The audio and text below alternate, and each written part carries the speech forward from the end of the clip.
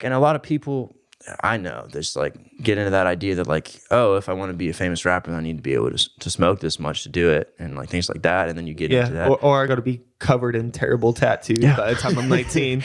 Yeah, don't get. Where's your face tattoos? Oh, no, I'm good. I don't have any tattoos. Hello and welcome to Start the Beat with Sykes. My name is Sykes and this is my podcast. Before we get started, I just wanted to take a quick moment to thank everyone who checked out the last episode. If you're one of the people who listened to that conversation, I hope you enjoyed it, and thanks so much for coming back. But for those of you out there who are new to the show, welcome. Please feel free to make yourselves at home, and as always, there's beer and soda and water in the fridge. You got some water over there, right? Let's do a cheers. Okay. Cheers, my friend. Hell yeah.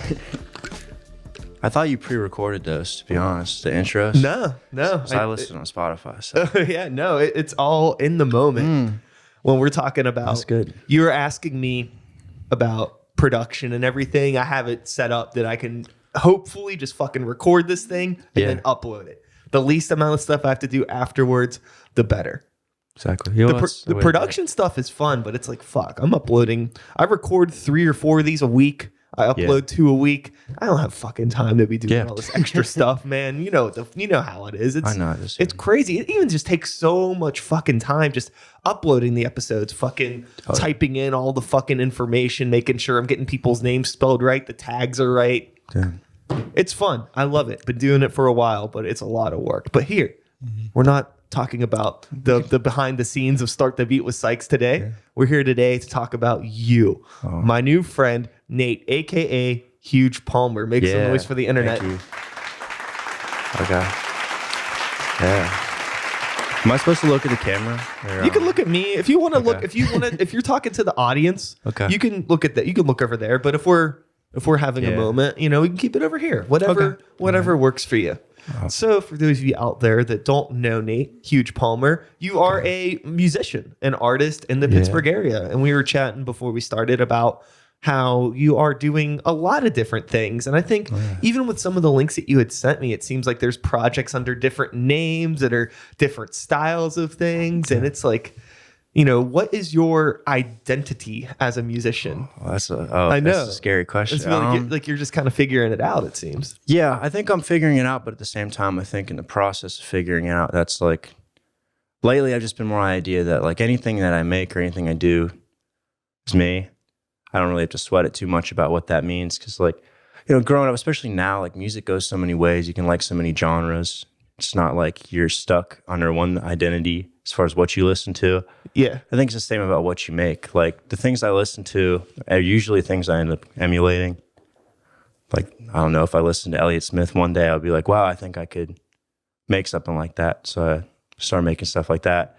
And I think everything kind of sounds like the way I'd want music to sound, whatever genre it is. That's why I'll make trap music sometimes. I'll rap, I'll pick my guitar up sometimes. I'll make some beats. It's really just, whatever comes out. And that's like... No, I think that's fucking awesome. I think that the best thing that you could do as a musician is try to do things. Always experiment, get outside of your comfort zone, try different things, just because not only is it fun to experiment, but you learn so much more when you actually... I mean, obviously, bottom of the barrel, I say at least listen to as much different music as you can. But if you're somebody that actually starts getting into practicing, making different styles of music, understanding how those genres work and what makes them what they are, and then take things about one genre, then you can apply it to another genre. Like you understand how it works, and just it's like being a chef and cooking in different styles of food. You know what I mean? Maybe you make a lot of Italian food, but why not learn how to make some Indian food? How to blend it all together. And the other cool thing too, I think, with the internet age that we're in now, we're beyond the internet age. It's life nowadays in 2020 when this goes up. The thing with identity is so interesting because if you have different music projects, it's not like a big deal for you to just create a new account and have a completely separate identity that's, disconnected from whatever. It's not this big thing where, everybody knows me because I do this specific thing. So if I try to do something else, it's going to freak everybody out or it's going to confuse everybody. It's like, no, just make a new account and here we go. Yeah. You should just, I think that it just gives you the opportunity to do what you want. And I'm very impulsive. I'm very like in the moment about everything I do. So I think that's why I'm grateful that I grew up in this time and get to create this way. Because that's just accepted. It's not weird that I want to do these things. And I want to try all these different genres and try to make music in all the ways I like it. But like before, I don't think it was that common. Like I'm trying to think of people that do it. Like Beck, probably. I think he was pretty into, diverse genres or different styles of things. But other than that, like I feel like people were much more in a box about where they were. Maybe that's, label sanction. I don't really know. I mean, there's always been artists that have been all over the place. Yeah, another band that's been really good at Beastie Boys were always very dynamic with stuff. They had songs that were, they were around for a very long time, but they had like just classic old school hip hop sounding songs to like straight up punk rock songs to like weird instrumental albums that they released. They were very much just like, fuck it. If we're going to do whatever we want to do, whenever we want to do it. Radiohead. Another good example. Saw they were in my head. I think that's where I thought you were going to go. I Yeah. didn't expect Beastie Boys. Guess I got to listen to more Beastie Boys then. Yeah. Yeah, no, they check out more. Yeah, there was a lot of cool stuff that they did throughout their discography that was pretty left field. They're one of those bands, much like Radiohead, where like they're known for like the hits. Yeah. But if you're familiar with their discography, it's very, very wide and just open. I went and saw Radiohead when they played here. Maybe it was like a year or two ago now. I remember that. And it's so funny because a lot of people were at that show, but you could tell a lot of people were there only for the small amount of radio songs that they are aware of, and they don't understand like all this crazy abstract shit that they've gotten into over the past 2 decades. It's like there's been a lot of crazy things that band has done since Creep, and if you're not familiar with them, you're in for one hell of a ride being at this show, my friend. Yeah, for sure. I think that was weird. My mom, I remember, I think she stopped listening to Radiohead after Pablo Honey. So she's like, yeah. Then I started listening to like Blink-182, and I always thought that was strange. I was like, that's where it stopped with you is Creep, and then like you don't know the rest. Yeah, which is, I guess there's probably a lot of people like that. But yeah, you probably think of Radiohead sounding like that, but they went a million different ways. super cool. So what was your like background in music like coming up? Not necessarily creating music. Let's start with listening to music. I should say full sentences. I'm a podcast guy. Yeah. I need to learn how to talk better. Yeah. You're doing fine. Thank you, my friend. So growing up, music, you were a fan of music, I imagine, now that you are making music, and you said your mom went from Radiohead to Blink-182. So I guess your family listened to music. It was around the house. Always, do you remember maybe one of the first bands that like fucked you up? Like, holy shit, I love music, instead of music just being this thing. Well, let's think. So like, do you mean like on my own finding it? Yeah. First it was definitely like my parents' music. So like my dad would always play the Beatles and stuff when I was real young. And obviously I thought that was amazing. And just, first was whatever my parents were playing. I'm trying to think like musically, the first album I bought that I thought was insane. I think I was in like 8th grade. It was Kendrick Lamar's Good Kid, Mad City. So I think I found him on like YouTube or something. I was like, wow, this guy's What grade were you when that came out? It's like 8th grade. 8th grade. Okay, so how old are you now? I'm 20. I turned 21 tomorrow. Cool. So, really? Happy birthday. Thank you. Well, I didn't earn it yet, but all right, cool. A couple more hours. I was just thinking about where I was in my life when Mad City came out, and I was definitely way past 8th grade. Yeah. All right, so cool. Just to get some frame of reference, tight. But yeah, that came out. And that was the first album I listened to that I bought. That like, I was into music before that, but that was the first thing I heard that I listened to it. And I thought that it was amazing. Like first listen, and I kept going back to it. I probably listened to that album like hundreds of times. I don't even know how many times. It's a really cool album. Yeah. And that's an album that, Kendrick Lamar in general is really good at like sticking in one genre of music. Yeah. But pulling from so many different places and putting it into that pot. It's awesome. That's what I've always wanted to be better at, I think, that's what I'm trying to get it to consolidate into definitely one sound, one box, but like pulling from a lot of different boxes and just putting it all together. That's the best way. It's the only way music evolves. Oh, yeah.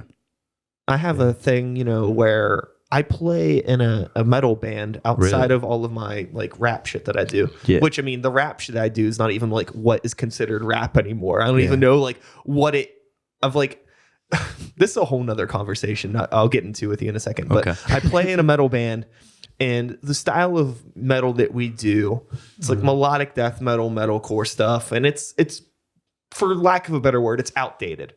And being completely honest, we're not introducing anything new into the pot. And it's like, I wish we could, but it's so hard with that style of music to like really push it forward. So it's like, I love doing it. This is stuff that I listened to in middle school and high school. All my best friends are in the band. Like we fucking hang out, it's a good thing for us to be together. But in terms of like what we're contributing to art with that project and music as a whole, I feel like it's a very, very low value of originality that we're spewing out, because it's just so hard with that genre, which is why I have a lot of fun working on my rap stuff, because that I pull from everything, and it's a lot easier with rap to be very elastic and do whatever you want to do. So the thing that I said that I was going to touch on in a moment was a thought that I just had a couple days ago. So I'm 34 and I'm still making rap music in a spare bedroom of my house. Like this is what I was doing when I was your age, like I'm still fucking doing it. I love doing it. But there was always this thing in my back of my head when it's like, when am I going to be too old to be making rap music?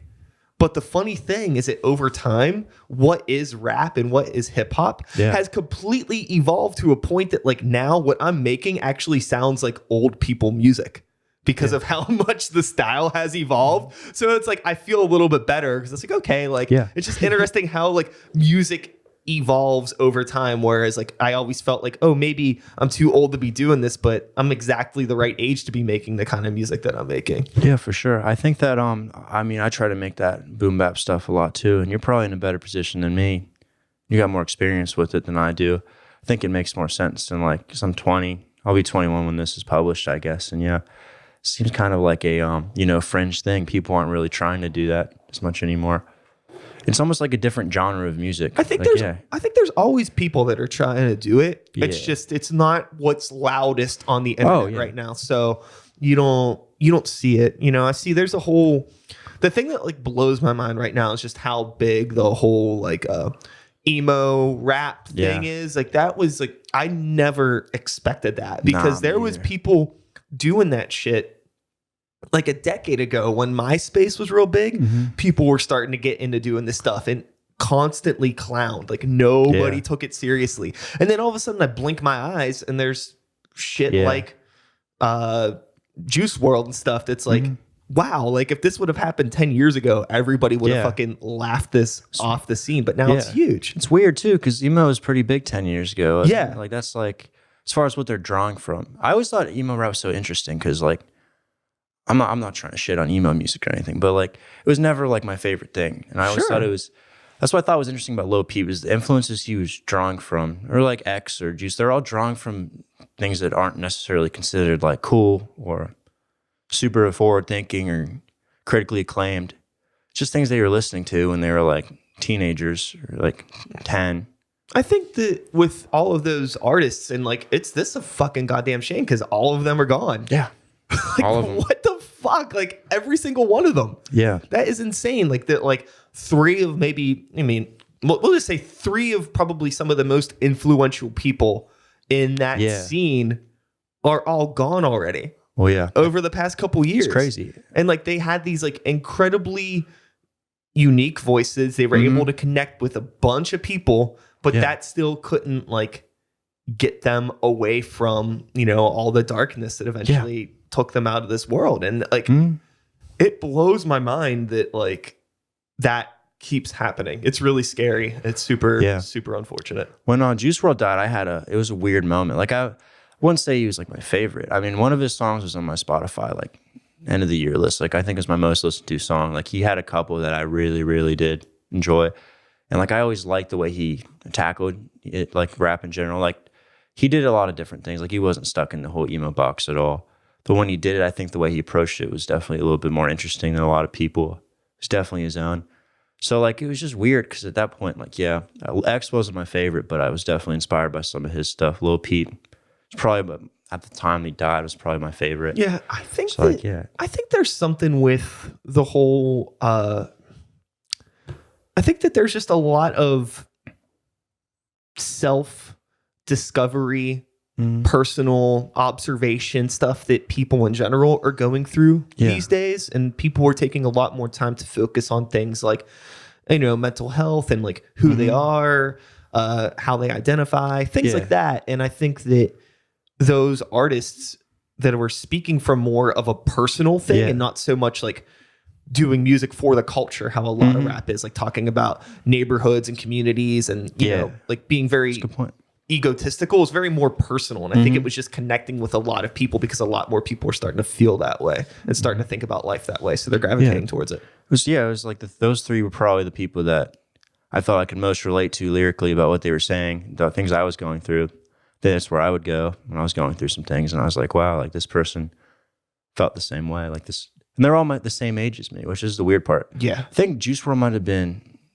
I think he was in his like early 20s. I think he might have been younger than me. I don't know. I can't remember. It was close. Yeah. But they're getting to the point where they're younger than me, which is weird. Yeah, no, I do think Juice WRLD was in his early 20s. I'm not gonna like fact check it or anything. I'm not sure, but yeah, it's super, super unfortunate that because like I would have fucking loved to see how all of those artists grew.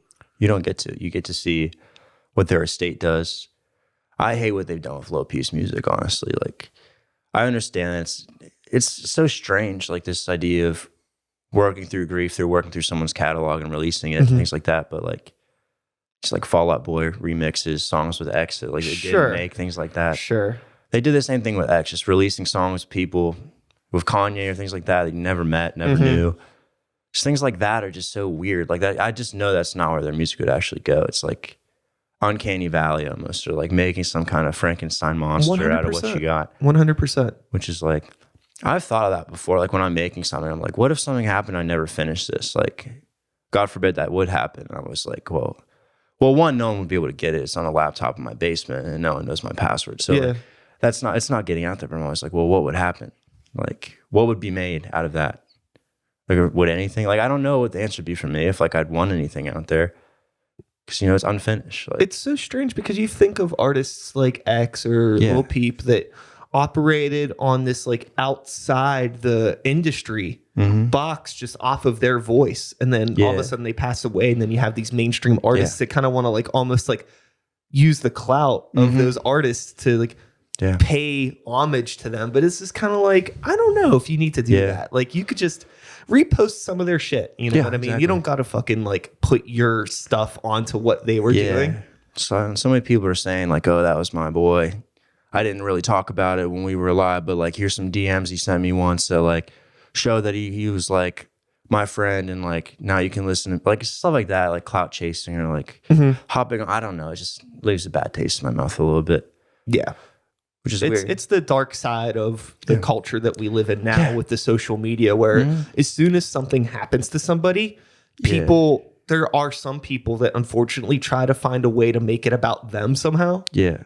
And that has always rubbed me the wrong way when somebody passes away and then all of a sudden it's just like, but it's a fine line too, because like if somebody passed away that meant a lot to you, of course you're going to post about it. So who am I to say that you shouldn't? And like, who am I to judge like when somebody is posting for the right reason or posting for clout? It's hard to say.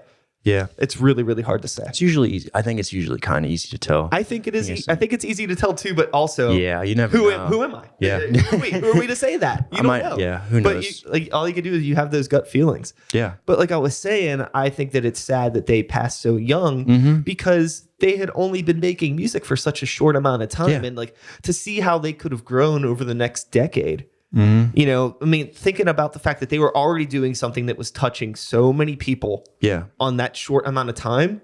Fuck, if they would have had another 5, 10, 20 years behind them, who knows what they could have ended up doing on the grand scheme of things. That's why like I'm really excited, even though I'm not a huge fan. People give me shit about this all the time. I'm not a huge fan of Billie Eilish's music. I think that she's super talented and I'm really excited to see where things go because I think that she has a lot of capability to do some really fucking cool stuff over the course of the next decade. But it's like right now, a lot of the stuff that like it just doesn't resonate with me. I don't think it's bad. I just don't care for it.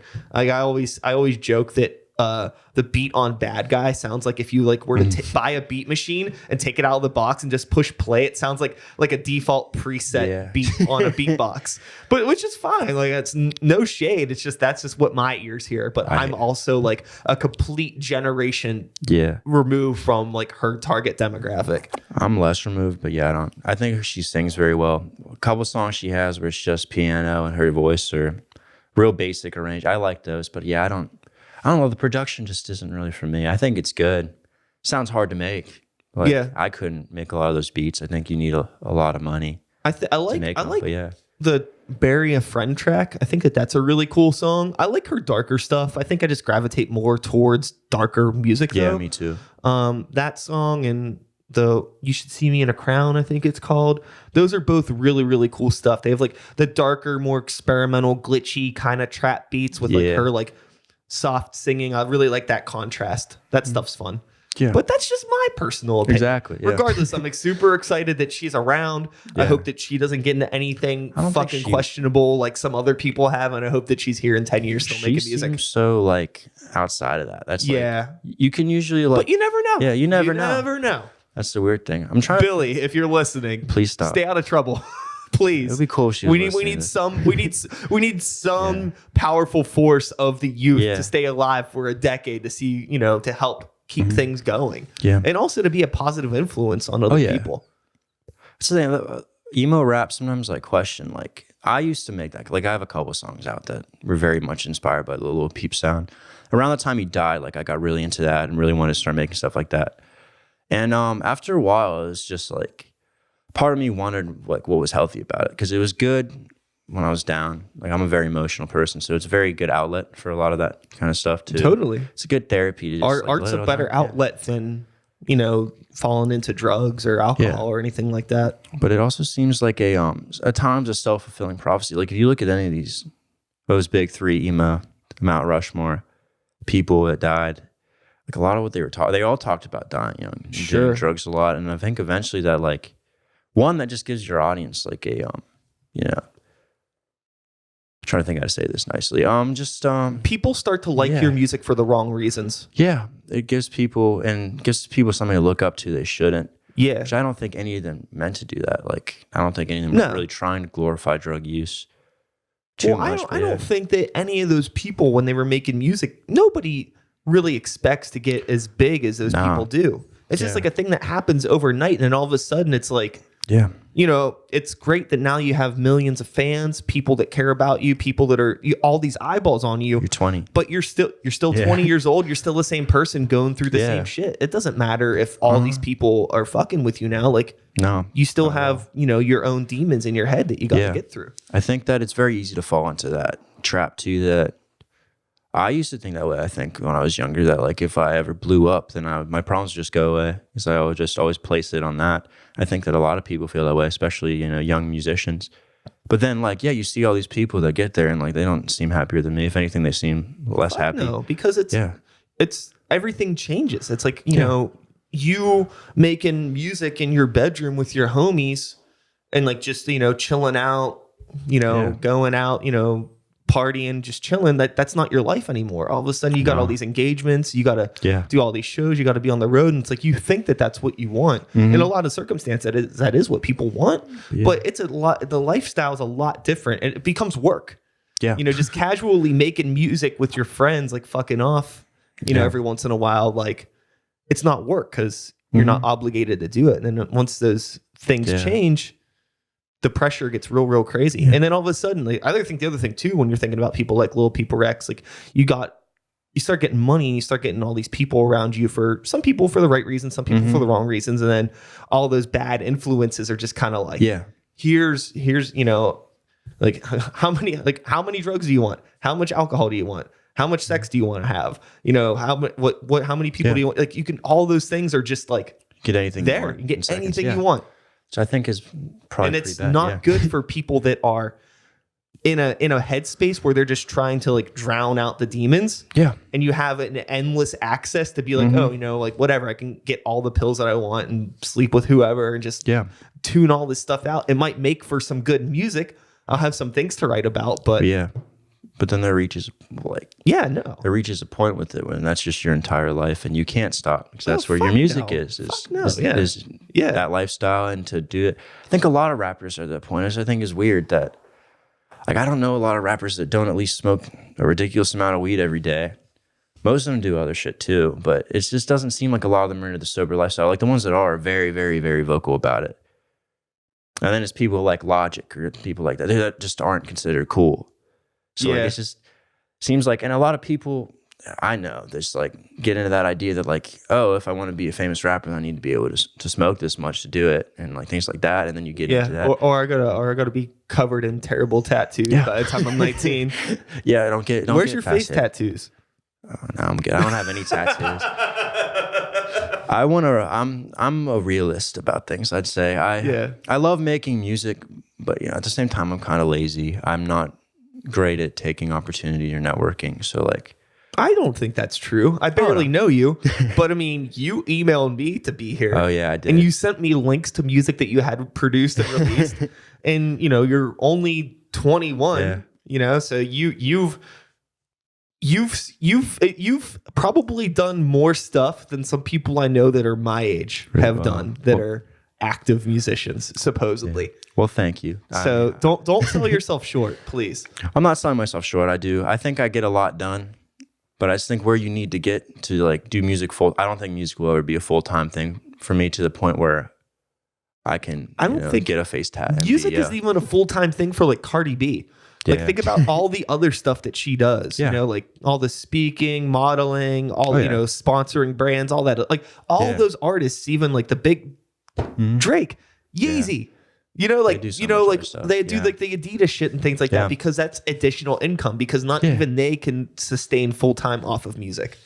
It's just one of those things where it's like everybody has to wear so many hats now. And that's like one thing that I think is cool that artists can do that, but it also bums me out because like I just want to make beats and rap and play shows. I don't want to be a fucking like spokesperson for things. But now like, I mean, I've been doing this podcast for a while and I love doing this, but it's like, if somebody could be like, yo, you don't have to do this podcast anymore. You could just fucking work on Sykes and the New Violence stuff 24/7. I would, fuck the podcast. Really? If I could just work on like my music, like completely selfishly.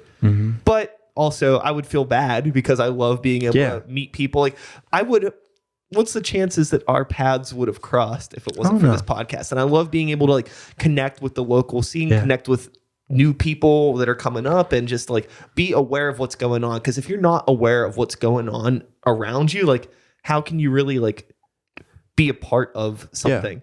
Because I don't want to just like make music at my house forever and not have anybody hear it. Yeah, that's why I release so much because I want people to hear it. I think there needs to be a reason for it. It can just be on your hard drive forever. You need to put it out at some point. But yeah, I don't know. I like wearing so many hats though. I think that I don't know. That's probably about. I do too. It's just like. I think I like it now. I didn't like it 5 years ago when I realized that I was going to have to do it. Yeah. Because I started doing this podcast 5 years ago and a lot of other things, like started taking my social media more seriously, made a website, like, all that other stuff that I just didn't want to do. All I wanted to do was just fucking make music and that's it. But unfortunately, that's not the reality of the world. You got to fucking start. You got to learn how to be a fucking manager and do all this other dumb shit. That's publicist. When you're doing solo stuff, you just have to do everything. Like I'm still trying to work out a lot of stuff. I mean, I want to go into advertising. I'm doing an internship next semester, so I think I'm going to get better about the marketing side of things for myself. But yeah, I think it's fun to wear all these different hats and do all these different things because it also is like, there's time where I'm just creatively drained where like, well, I dropped like 3 beat tapes in 6 months. And after that, I was just like, I need to stop for a little bit, at least making beats. No, that's good. Yeah. And then I realized that there's so much other stuff that I like to do that I need to do to, I could still create. It doesn't need to be music for me. It can be drawings or art or whatever I want to do. A little cartoon animate, just anything that I want to do in the moment. Yeah. I want to get better at the animation. That's next year. That's the big goal. But it's just being able to satisfy that creative urge in different ways, I think for me is really what sells it. I just want to be able to make things all the time. And if it's one or too many things, then I don't know. Then it becomes like work for me, I think. If it's like, oh, I'm a producer, I need to go make a beat right now. And if it doesn't come out, then like I'm disappointed in myself. Where it's more like, oh, I didn't make a beat. Let's pick up a guitar or let's draw a funny picture. It's really hard to do. Yeah. But if you can get into the headspace where you just are able to, no strings attached, drop. That was like so loud. It was fine. If you're able to just completely drop something with no strings attached, like if you're in the middle of working on a beat and it's not working out, just be like, fuck it, today's not the day, to just drop it and move on to something else. Or even if like you wake up and you're like, I don't feel like fucking doing anything today. Yeah. I'm just gonna fucking sit on the couch and watch a movie. Yeah. You should be able to do that and not feel bad about it. And for a long time, I gave myself hell about things like that. I felt like if I wasn't working, then I was failing myself or something. It's like, no, you not letting yourself enjoy this moment in time right now is you failing yourself. That's what Fuck the beats. They'll come. They'll come. They always do. Yeah. It's just not right now. I've been on that lately where there have been times I've been in the studio trying to do stuff and I'll be like, you don't have to do this. Like, because that's when I let the thoughts get in that I have to do it, or like I have to finish an album I'm working on or a song, or like finish something that I think people would really like. One, that's letting other people's heads into your studio. I create alone. I don't like thinking too much about what other people think when I'm in there, because it's like that gets in the way of the process. But at the same time, it's also like I don't have to make music. Like I shouldn't feel if it's something you feel like you have to do or you have to succeed at it to have a fulfilled life. And like I don't think that's the point.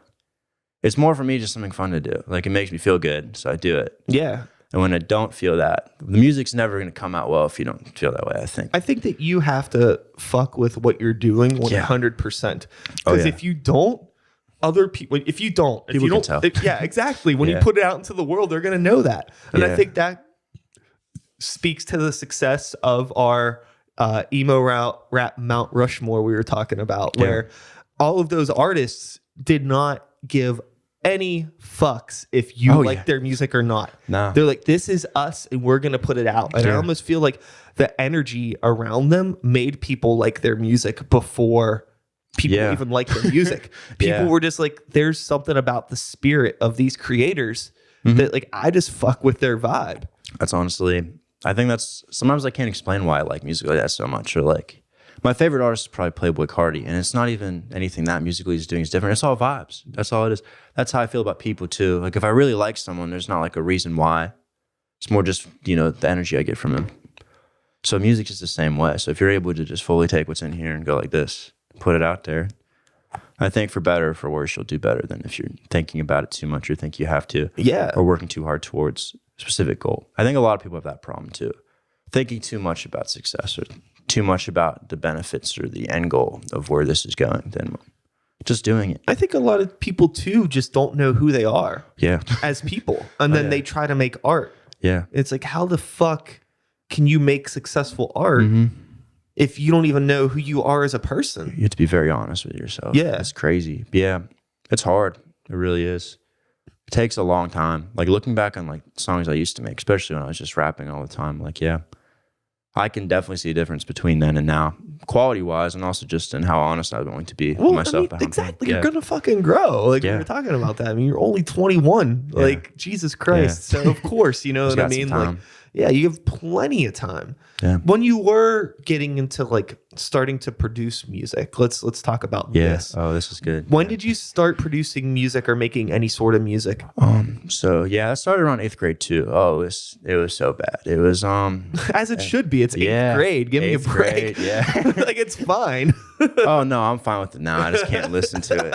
But it was 8th grade. I was always a class clown. I was second place in middle school. I was always mad about that. I got the crown in high school though, so it's fine. Okay. But I started making like real, really, really weird songs. They're wiped from the internet. I don't think you can find them anywhere. But like, what style of music was it? It was rap, but like just like goofy 8th grader shit. Yeah, like let's think. I don't know how to describe myself in the 8th grade. I was very very strange. All right. Yeah, so I would just rap about real weird stuff, like see like Bigfoot or like lemon, just anything on my mind, magic, things like that. And I'll just make little beats. using like FL stock sounds. I make like 1-bar loops with like frog noises and just. I had like a Rock Band microphone. Hell yeah. And yeah, I would just make songs. Use what you have. Yeah. Use what you have. I used that for a very long time, actually. And then, eventually I got a real microphone. But yeah. I know a lot of people that were a little bit younger than me, probably closer to your age, that I think all grew up with Rock Band. And when they started making music, used Rock Band microphones to record. I know several people that did that. Yeah. That was not uncommon. It's a profound moment when you realize you can plug it in and record with it. And it looks like a real microphone. You feel like you're doing something cool. Yeah. But that's when it started. And I think even then I knew I wanted to produce more than anything because that's what I like doing. Because I would just like freestyle the songs because I knew I would always come up with something funny like on the spot. So I'd just be like, oh, okay, we'll just make a beat for a couple hours and rap over it. And it was the demo. So, I don't know if you use FL, but you can't like save it and open it again. Oh, no. So you have to. Yeah, I never used. I had friends that used FL, so I messed around in it on their computers, but I never used it personally. Well, FL is really cool because you can use it for free for as long as you want to, and you can make things on. There's not like a limit. It doesn't like, make a weird sound if you use it for too long in demo mode. You just can't save it and open it again. So you have to just like export things. Okay. So you have to do it all in one jump. So it was always like, I was always getting better by doing that, by having to make a song in one day and rap on it. Whatever happens, happens. Yeah, eventually you just get good at it, I guess. I didn't mean to. Even then, like I saw potential in myself though. Like I was always like, I've always been very into like creating like little projects, like fake albums, never come out, just like making track lists on like Windows Media Player. I still use that and just scrolling through, like saying, does this flow well enough? Not even putting raps on it or anything, just thinking about the beats I'm using for the sequencing and being like, oh, this goes really well here. This sounds like an intro track. This sounds like a last song type thing. So even then, I think I was thinking about producing more than anything or thinking about the grand picture. And eventually, I just stopped memeing.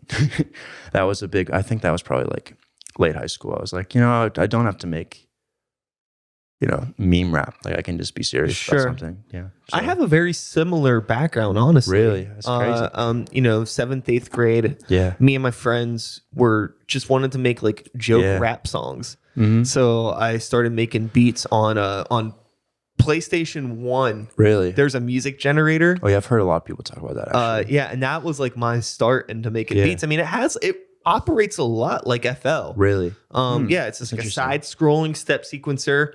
And like there's a lot of like pre-made loops and stuff, but you can actually go in and, use their bank of like drum samples and synth sounds. There's a piano roll and stuff, like the whole thing. And you can make beats. So I just started making like really basic beats in that. Yeah. And like me and my homies would just like write goofy little rap songs about like, robbing people and just like dumb like 8th grade suburban gangster rap. Like it's just like it was a meme of its time, I suppose, Just but like the thing that happened was like over time we get into high school and we grow up a little bit, but like I still love making music. Yeah. So I started just doing like instrumental stuff for a while because the thought of like writing serious rap didn't even come across my plate until like I found out about like a lot of like underground rap that was like serious. Yeah.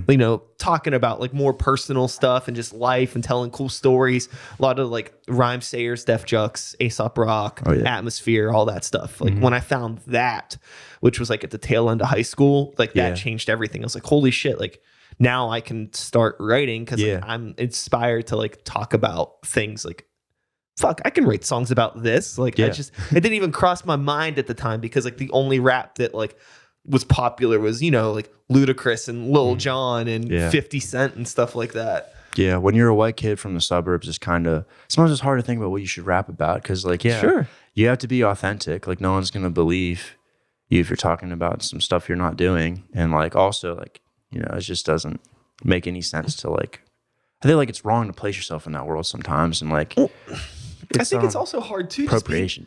And like, but also just in general being like 14, 15, 16, 17 years old. Like, who the fuck are you as a person? Like, Yeah.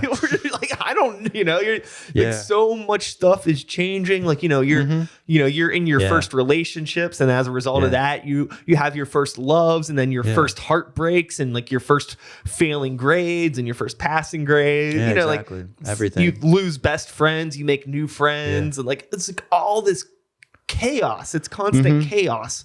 So trying to figure out like where you are personally. I think it took me until I was probably like 18, 19 years old to be like, okay, now like I have a job and I kind of like I'm paying rent. I have my own little apartment. Like I'm like figuring things out. Like now I'm starting to feel like an adult for the first time, and I have something to talk about. That happened to me this year. I think that because I moved in with my friends, a couple buddies in college. Like I was in a dorm, so I was like on my own before that. But I think having my own space like that really pushed me towards, I don't know, a certain level of maturity, a certain level of like singularity in my idea of myself. Became much stronger, which allows you to create better. I think when you are able to think, who am I? And have a very clear answer, which that just takes time to get there. Yeah. But yeah, I think that was a, important moment, I think, moving forward in my development.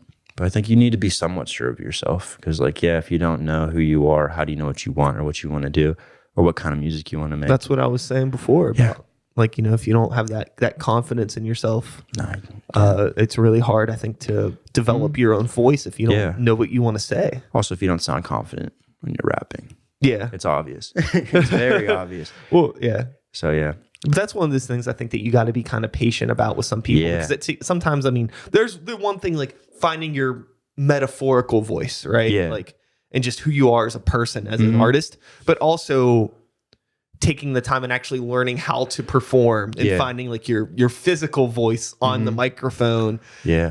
If you're performing live, finding out what that's like on stage and all of those things, that also takes a lot of time. Oh, I'm still working on that. Like, I'm getting more shows, just like Oakland, like DIY basement type shows, which it's hard to find rap stuff in those usually. Like, they usually have a rap night once every semester or something where everyone will be rapping, but like, you're usually like the odd man out on a bill. Like, everyone else is my entire career, if we want to air quote career, as a hip hop artist has been being the odd person on bills. Oh, I love it though. It's fun. You meet a lot of people, but it does speak to the unfortunate nature of how weird the rap and hip hop scene in Pittsburgh is and how it has honestly always been, which is fucking crazy, I think, for people to hear that either like aren't involved in it or people that are from outside of Pittsburgh, because some of us our biggest musical exports are hip hop artists. Yeah. And but here locally, it's always been very, very just hanging by a thread constantly. It's really hard. Like the community, it just, it has its moments here and there, but it's nothing like how like the Oakland basement scene is with a lot of the rock bands that play in that scene. Or like, the local hardcore scene, metal bands, things like those are like communities that have like been strong for a long time. Like even though the Oakland scene has gotten like bigger over the past couple years, that like whole like DIY indie rock scene in Pittsburgh has been huge since I was in high school. Yeah. It's just like the locations change, but the scene always stays active. But hip hop has always been very much like, and I think a big part of this, I was talking about this recently with somebody, is the fact that there isn't any good promoters in the scene. And I would say that the main reason why your indie rock scenes and your hardcore scenes and all those scenes stay afloat is because there's a few reliable promoters that are able to keep it together. Oh yeah, for sure. There's a couple people that just, a lot of hip hop promoters for whatever reason just end up being kind of scummy. Also, I think that it's just in a different place because hip hop is like, I think at least in the DIY scene, there's at least some idea that you're doing something a little far from mainstream. And hip hop, I think at this point just has such like a this is popular, this is what everyone is listening to, this is what the normal kids listen to.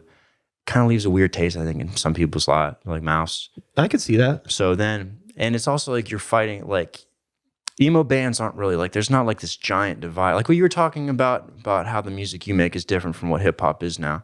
So there's kids that are making like old school type beats like I do, or like, whatever kind of thing I decide to make. And then there's kids that want to sound like Travis Scott. They're also coming out from Pittsburgh and they're doing different shows than I am. I think there's a lot of more opportunities for stuff like that, which is more like eyeing for what the mainstream does, but I think it's just where you come from in the scene. Like if you're going into the DIY scene, I think it's just like it's a different battle. It's a different monster for sure. Mm-hmm.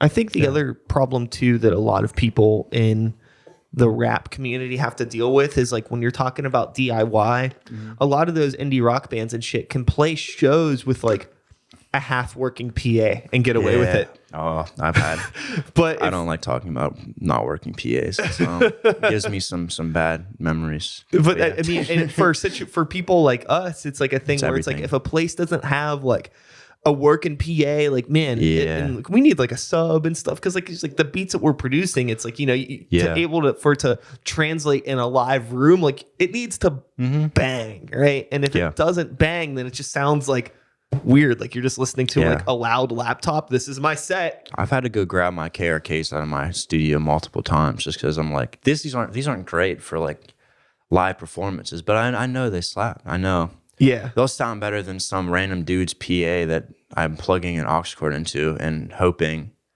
it sounds fine for like the 30 to 40 people in here. So I think that so it's like most of the time that means that you need a venue with a good built out system. Mm-hmm.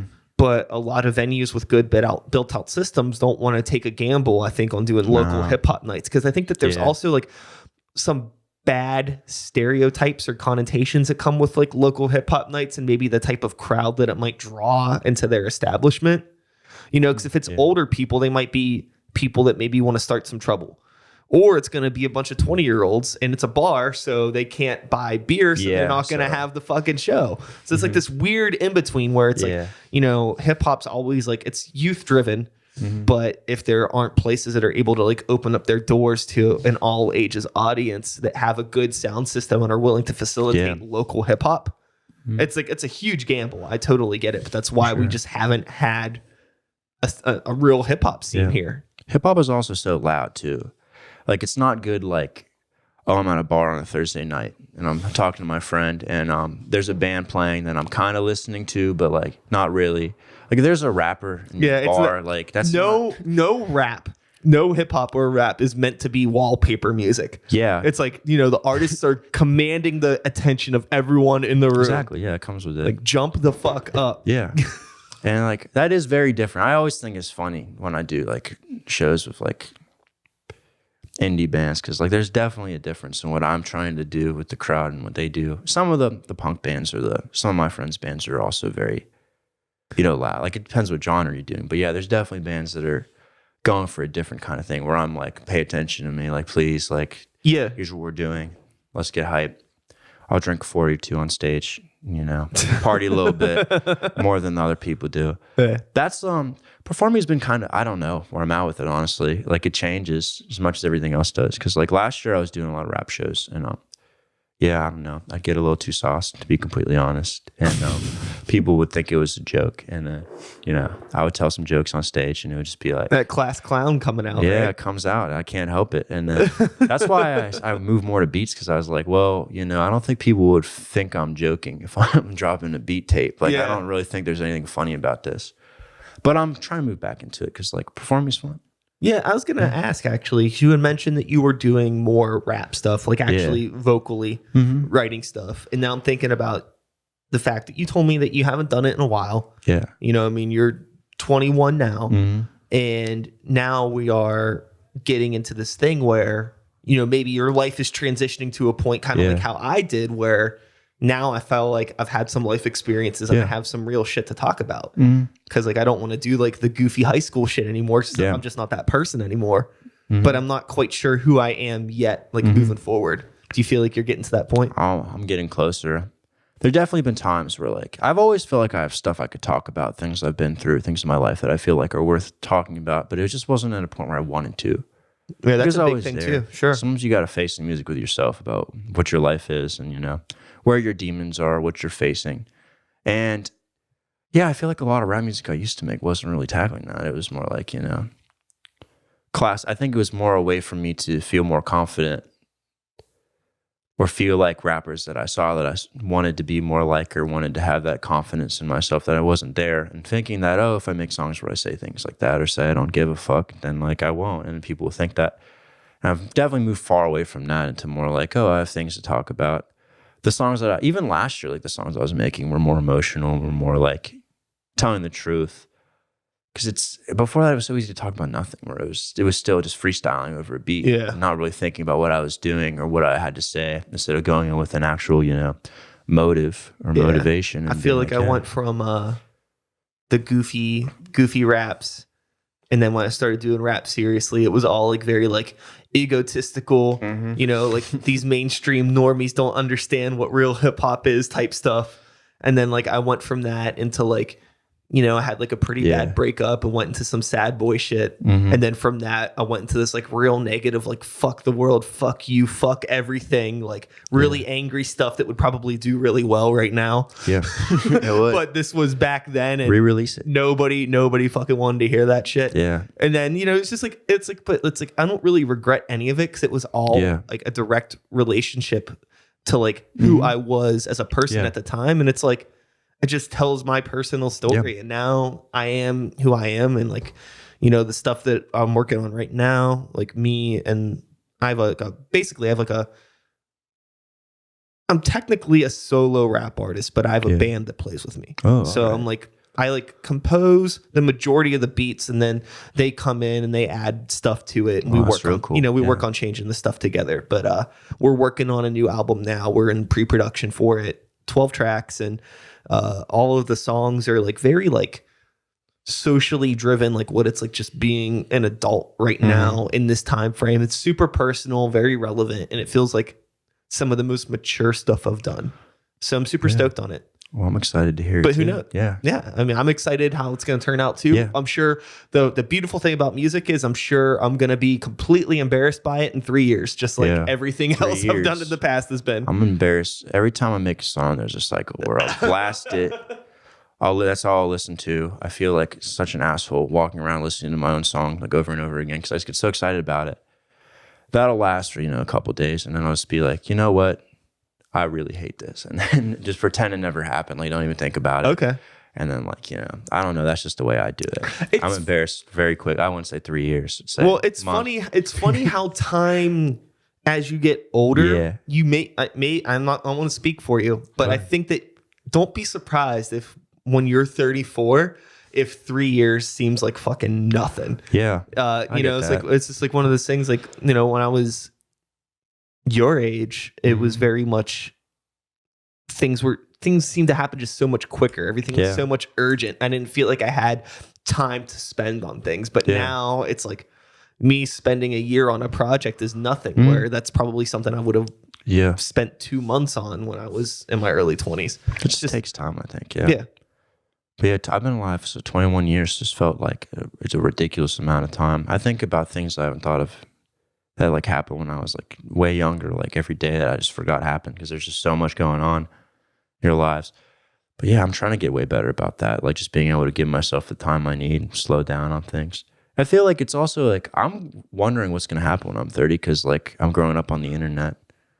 Everyone drinks a ridiculous amount of caffeine. Everyone's moving so fast that like I don't know how much slowing down will be. It'll probably be slightly different, I'd say. But I don't know. I think the fact that you're even able to ask yourself that question is a positive thing. Yeah. Just being aware of it. Awareness is key. And I think that there's a generation in between my generation and your generation that I think is going to be completely fucked. And I feel really bad for those people just because like they grew up in this really weird time. But I feel like somebody like yourself you've been around the internet and it's completely assimilated in your life. It feels like, does the internet feel just like a normal thing to you? Or does it feel like this crazy external thing that you have to be a part of? Or is it just a thing that exists? I actually feel like the in-between generation is me. You think? Yeah. Do you think so? Okay. Because, well, when I was really young, it was like I'd go to my friend's house and he'd have a computer room and then he'd have like a, big desktop. Okay. Windows maybe 2000. Maybe you're right. Maybe that like people that are 21 right now are that middle generation. And maybe what I'm talking about are people that are maybe like 13, 14 right now. Those kids are fucked. I think that like... You think so? Because I think I can at least fight against the internet. Like I'll read books about social media addiction or realize things that are going on. Or like, think that maybe I should be on my phone less or that this, social media mindset isn't good all the time. I think that I turn my phone off all the time for a couple hours if I'm feeling really bad or like I think that too much into it. But yeah, I think younger kids don't even question that a lot because this is all they've known. Like my hope, or the way that I think I see things, is because like I have some younger kids that are in my life just through like people that have kids, people that have younger nephews and things like that. Yeah. And I see a lot of like, I mean, I see kids on the phone, but it just seems like it's kind of like a whatever to them. Like it exists, but it's always existed. So it's not like this cool, fun thing that I have to be a part of. It's just the thing that's there. And some people were into it, some people were not. It's just kind of normal. I guess I just met the wrong kids. Every kid I mean, everybody's going to be different. Everybody's going to be different. That's the thing too. I'm sure there's fucking 14-year-old kids that cannot get off TikTok. And, you know, I don't even know. I feel like an old man sometimes because I don't understand TikTok. I don't understand what these kids are doing at all. Yeah. I don't get any of it anymore. It's funny how fast it's moving because like, it's funny just, you know, to be sitting here, me, you know, I'm in my early 30s. I still feel young compared to a lot of people I know. Yeah. And like you're here in your early 20s talking about you feel old because of, you know, it's just time is so fucking hysterical in that way. But so who knows what's going to happen? I don't know. I just feel as long as like the only thing you can do is just try to be aware of how much you are using these things. Like it seems like you are. Oh, I'm very. And when you are using them, just use them in a positive manner. Yeah, exactly. Use them to share art with the world and engage with other people's art. And it's what's beautiful about it. Yeah. It's like even 10 years ago, like even like when I started making music, it felt so much harder to release it. But now it's like I make something or I draw something and I can instantly put it out there and feel like there's a response. And like I don't have a huge following by any means, but like every, you know, at least once a month or once every 2 weeks, someone I barely know will hit me up and be like, yeah, I really like what you're doing. And I don't know, if I was like growing up 10, 20 years ago, no one would hear my things ever unless I made a demo and started playing a lot of shows and got someone to distribute it for me. Yeah, you had to play shows. Yeah. That was like the scariest thing was back in high school. Yeah. Whenever I started doing the rap stuff seriously, it's like, how the fuck am I going to play? How do you play a show? Yeah. How does this happen? You know what I mean? I'm like, so I'm like sending demo CDs to people because that's how we had to fucking do it. Like even like sending like an MP3 was like an abstract thing for some people. So sending demo CDs or going to like taking the bus into the city to like meet up with somebody at a venue to drop off the CD like at venues and like hope that like, oh, this is hip hop enough to get on some showcase. And then you get a phone call back. You know, like that's so wild. But like there's something kind of beautiful about that too. So we were talking about using shitty equipment where it makes you know you really want it. Yeah, if you're taking a bus, burning CDs, meeting up with someone waiting on a phone call and you want it. Yeah. It doesn't take much now. I send someone a SoundCloud link or I ask someone I kind of know. They need a show, someone hits me up. Like it's not a hugely important process. Also, it's not make or break. Like I've told myself that a lot. Like you don't have to do shows. Like it's not like absolutely imperative. You can be completely online. That's the really interesting thing, especially with this rap and hip hop shit now, is I have a hard time telling myself that because I love playing shows. Yeah. But there's a lot of things where it's like it almost feels like it's just not necessary. And it's like, well, what the fuck is music if you're not performing it live? And it's like, I don't know. Times are just changing. That's why I'd like to do it because of that. Because, I feel like there is some importance to it. I feel like performance adds another layer to it or lets you contextualize it more. Lets you show people what you're trying to do. It's the best way to connect with the world, especially for somebody like you that seems like you're not super invested in being on social media all the time. Like, I like it, but I have it. But I mean, like... You know, it seems like you understand the importance of connecting with people outside of that too. Oh yeah, that's what that's my real shit. And the best way to do it is to be in a room with other people that are there because they want to see live music, and then you share your fucking shit with them. Yeah, and you make a connection like on some face-to-face human stuff. It's beautiful. It's great. I feel like that does more for me. I mean, I don't think about it that way. Like, I don't really have ulterior motives when I go to shows and hang out with my friends. Like, it's just kind of like, I meet people I like and we talk. And usually it ends up, I'll play a show with them or like, they'll come. We'll get them in. So it's like, there's always like, it helps you out more, I think, to have, a real connection. Like most connections I do have in Pittsburgh or to the DIY scene or to promoters or from friendships I made before I told anyone I made music and was super confident in it, it wasn't like, super business related or anything I was doing on social media really brought people in. It was more just, this is my friend that makes music. We need someone to do a show. Yeah. And then, yeah.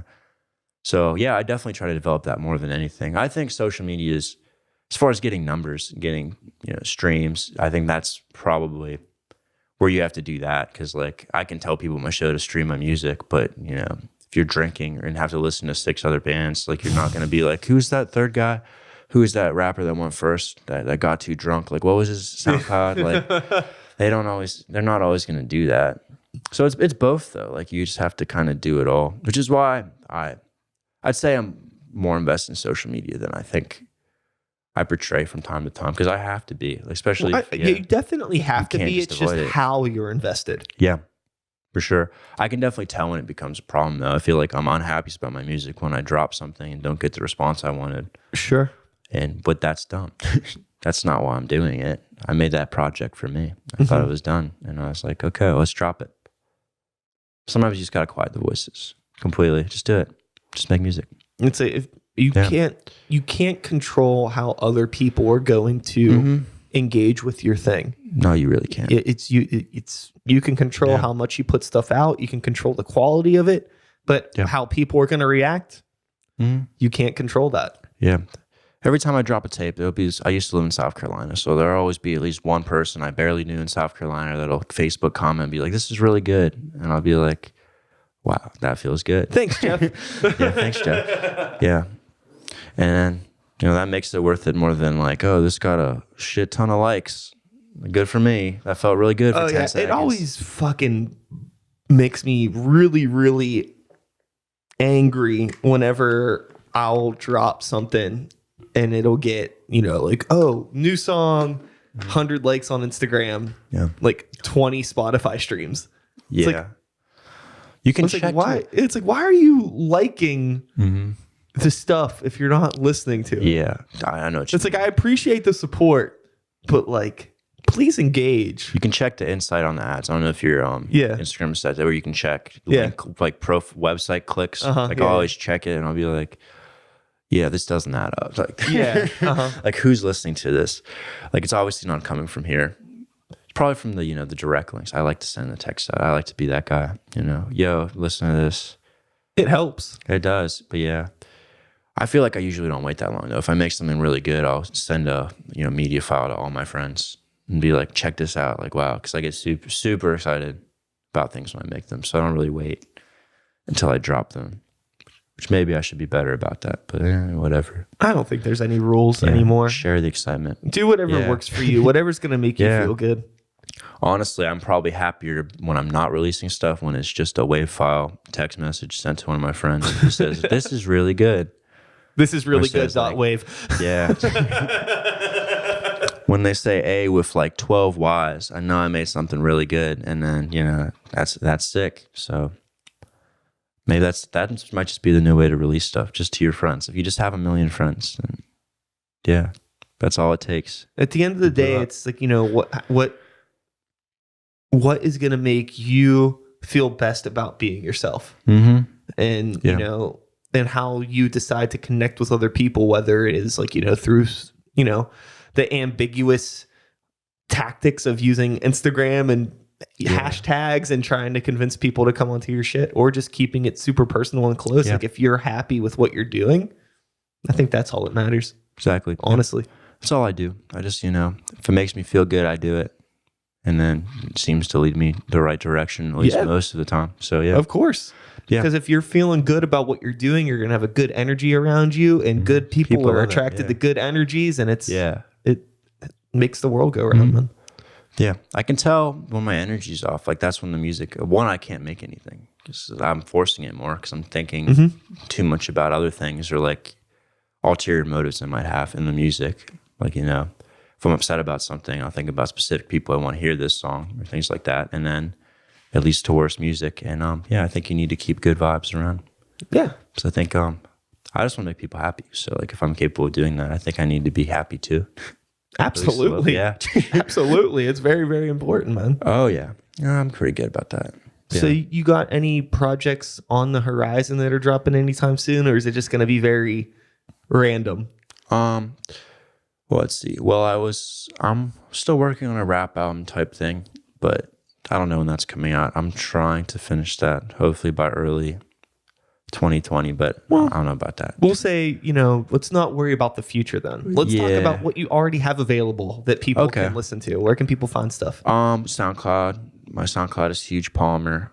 Bandcamp, also Huge Palmer. I'm not on Spotify. I sample too much. I'm not trying to get sued. So yeah, just check me out on there. Instagram, Young Steve Jobs, has all my art and stuff on there, and just pictures of me with funny captions if you're into that, which I am. So, I'm probably most proud of those. So yeah, check me out on there. I have 3 beat tapes out on SoundCloud and Bandcamp. You can buy them on Bandcamp if you really want to. Got some rap singles and stuff like that on SoundCloud. There should be some more. By the time this comes out, I should have some stuff out, I think, for my birthday. So yeah. Hell yeah. Oh yeah. Happy birthday again, my friend. Thank you. And with that being said, we're going to wrap this up. Sound good? All right, sounds good. Cool. And that is all, folks. Thanks so much for listening. One more time, Nate, Huge Palmer, thanks for being here, man. Thanks for having me. Good meeting you, good chatting. Be sure to check out his stuff on SoundCloud and Bandcamp. I'll be back again in a couple days with another episode. Same time, same place, same channel. You know the drill. My name is Sykes. Start the Beat 2020. Woo, woo! Thanks for listening. And we are done. Cool. Yeah, it was fun. Thank you. Oh, thank you.